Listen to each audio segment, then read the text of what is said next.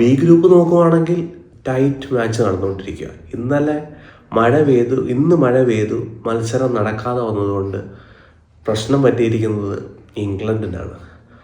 അഫ്ഗാനിസ്ഥാനെ സംബന്ധിച്ചോളം അഫ്ഗാനിസ്ഥാൻ ഏത് ടീമിനെയും തോൽപ്പിക്കാൻ പറ്റുന്ന ഒരു ടീമാണ്. പക്ഷേ എത്രയോ വർഷങ്ങളായി ICC ടൂർണമെൻറ്റ് കളിക്കുന്ന ഒരു ടീം എന്ന നിലയിൽ ഇംഗ്ലണ്ടിനെ സംബന്ധിച്ചോളം ഇംഗ്ലണ്ടിന് ഇന്നത്തെ ഒരു മത്സരത്തിൽ റിസൾട്ട് ആവശ്യമായിരുന്നു.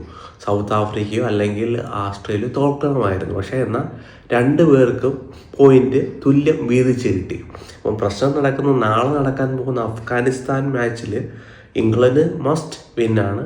സൗത്ത് ആഫ്രിക്കയെ തോൽപ്പിച്ചാലേ കഴിയും എന്നൊരവസ്ഥയിലാണ് ഇപ്പോൾ. എന്തായാലും ബി ഗ്രൂപ്പിനെ കുറിച്ച് നോക്കുമ്പോൾ നമുക്കത് കൺഫേം അല്ല.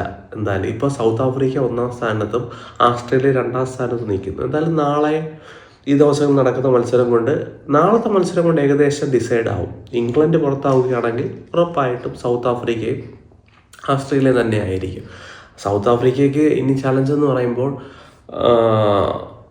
ഇംഗ്ലണ്ടാണ്. പക്ഷേ ഇംഗ്ലണ്ട് ഏത് രീതിയിലാണ് മത്സരിക്കുമെന്ന് അറിയില്ല. സൗത്ത് ആഫ്രിക്ക ബാറ്റിംഗ് നോക്കുമ്പോൾ കുഴപ്പമൊന്നും കാണുന്നില്ല. പക്ഷേ ബോളിങ്ങിൽ ചില കൺസേൺസ് ഉണ്ട്. അത് പാകിസ്ഥാൻ സൗത്ത് ആഫ്രിക്ക ടൂറിലെ അത് മനസ്സിലായതാണ്. ബോളിങ്ങിൽ ഭേദപ്പെട്ട വിക്കറ്റൊന്നും കിട്ടുന്നില്ല. റബാഡ ആയാലും ജാൻസൺ ആയാലും വലിയ വിക്കറ്റൊന്നും കിട്ടുന്നില്ല. അവർ സ്പിന്നർമാർക്കും അത്ര വലിയ രീതിയിൽ സ്ട്രൈക്കൊന്നും ചെയ്യാൻ കഴിയുന്നില്ല. എന്തു തന്നെ ആയാലും കണ്ടറിയണം. സൗത്ത് ആഫ്രിക്കയും ആസ്ട്രേലിയയുമാണ് ഇപ്പോഴത്തെ സാഹചര്യം വെച്ച് വരാൻ ചാൻസ് കൂടുതൽ. ഇനി നാളെ നടക്കുന്ന മത്സരത്തിൽ പാകിസ്ഥാനി വെച്ചാണ് മത്സരം നടക്കുന്നത്. ഫ്ലാറ്റ് പിച്ച് ആയിരിക്കും. ഏത് രീതിയിലാണ് നാളെ ഇംഗ്ലണ്ട് അഫ്ഗാനിസ്ഥാനെ നേരിടാൻ പോകുന്നത്, ഏതെങ്കിലും രീതിയിൽ സ്പിന്നർമാർ ഇംഗ്ലണ്ടിന് ഒരു ചലഞ്ച് കൊടുക്കുമോ എന്നൊക്കെ ഒരു കാര്യത്തിൽ സംശയമുണ്ട്. അതായത് നാളെ ഈ സമയമൊക്കെ ആകുമ്പോഴത്തേനും നാളത്തെ മാച്ച് ഡിസൈഡ് ആവും. ബി ഗ്രൂപ്പിൻ്റെ കാര്യത്തിൽ ഏകദേശം തീരുമാനമാവും.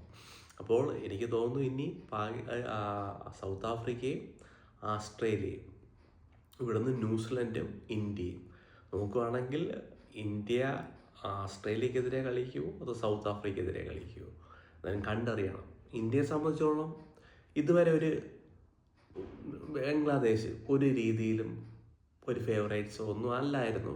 ഒരു വലിയ സർപ്രൈസ് ഒന്നും ആരും പ്രതീക്ഷിച്ചില്ല. ഏതെങ്കിലും രീതിയിൽ ഇന്ത്യക്കൊരു അടി കിട്ടുമെങ്കിൽ അതൊരു പാകിസ്ഥാൻ ഫാസ്റ്റ് ബോളിങ്ങിൻ്റെ ഭാഗത്തു നിന്നായിരിക്കുമെന്നാണ് നമ്മളെല്ലാം പ്രതീക്ഷ. എന്നാൽ ഏകപക്ഷീയമായി പാകിസ്ഥാനെ തോൽപ്പിച്ചു. ഇന്ത്യ തോൽപ്പിക്കുകയും അങ്ങനെ ഒരു വൺ സൈഡ് മാച്ച് ഉണ്ടാവുകയും ചെയ്തു. എന്നാൽ ഇനി നടക്കാൻ പോകുന്ന മത്സരം ന്യൂസിലാൻഡുമായി 2-ാം തീയതി നടക്കുന്ന മത്സരം ഇന്ത്യയെ സംബന്ധിച്ചിടത്തോളം നിർണായക മത്സരമൊന്നും അല്ല. എങ്കിലും ചിലപ്പോൾ ഫൈനലിൽ ന്യൂസിലാൻഡിനെ പിന്നെയും നേരിടേണ്ട ഒരു സാഹചര്യം വന്നേക്കാം.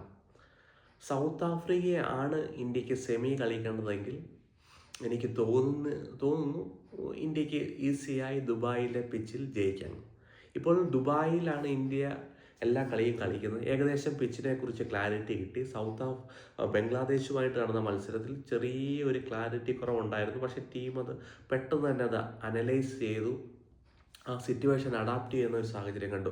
ഗില്ലിൻ്റെയും വിരാട് കോഹ്ലിയുടെയും സ്ലോ ഇന്നിങ്സ് കണ്ടപ്പോൾ നമ്മൾ വിചാരിച്ചു എന്തുപോയി കളിക്കുന്നത്, ഇവർക്ക് കളിക്കാൻ അറിയാഞ്ഞിട്ടാണോ എന്നൊക്കെ ഒരു ചിന്ത പലരുടെയും വന്നു. പക്ഷേ കൂടുതൽ പിച്ചിനെ അറിഞ്ഞു വന്നപ്പോൾ ആ പിച്ചിൽ അങ്ങനെ കളിക്കാനേ പറ്റൂ.